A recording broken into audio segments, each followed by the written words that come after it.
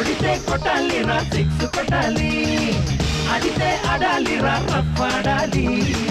కొడితే కొట్టాలిరా సిక్స్ కొట్టాలి, ఆడితే ఆడాలిరా రఫ్ ఆడాలి.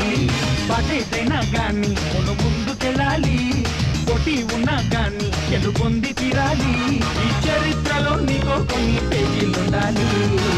చిందే పయ్యాలి నటరాజులాగా, నవ్వే చిందాలి నెలరాజులా, మనసే పుట్టాలి మహారాజులాగా, ముగిసే పోవాలి రాజు పెద్ద తేడాలని.